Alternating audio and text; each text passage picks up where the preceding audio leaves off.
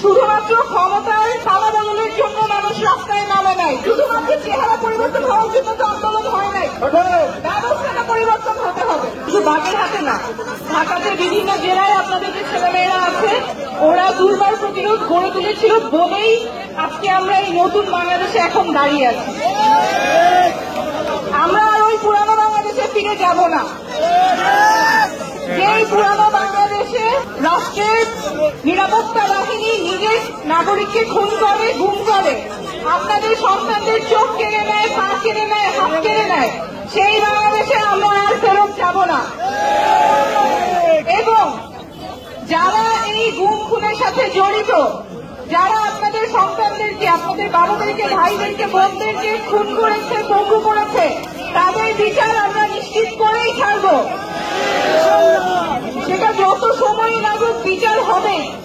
শুধুমাত্র ক্ষমতার পালাবদলের জন্য মানুষ রাস্তায় নামে নাই। আপনারা রাস্তায় নেমেছেন যাতে দেশটা বদলায়, যাতে দেশটা পাল্টায়, দেশটা যাতে সমান হয়। এই দেশ শুধুমাত্র কোন দলের যাতে না হয়, যেই দল সরকারে থাকবে দেশটা শুধু সেই দলের, সেই বাংলাদেশে আমরা যাব না। আমরা এমন বাংলাদেশ চাই যেখানে দেশের সকল প্রতিষ্ঠান, সকল মন্ত্রী, সকল সচিব বাংলাদেশের নাগরিকের হয়ে কাজ করবে। তারা নাগরিকের মালিক না।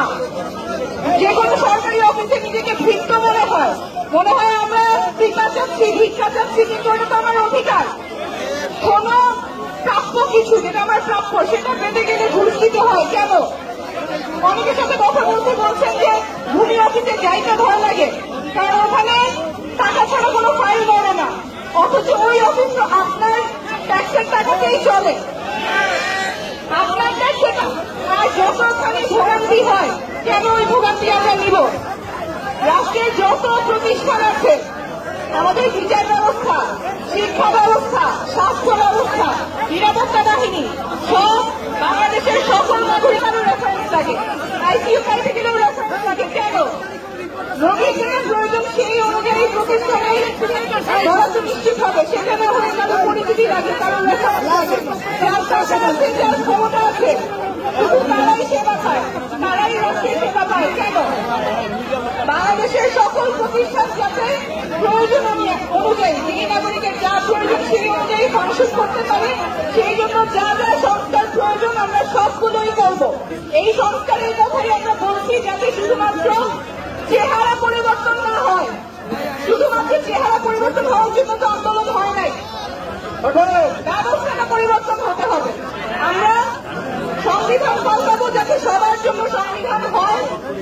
দেশটা আমরা এবার আপনাদের সাথে নিয়েই, বাগেরহাটবাসীকে সাথে নিয়েই আমরা পাল্টাবো ইনশাল্লাহ। সকলকে অনেক ধন্যবাদ।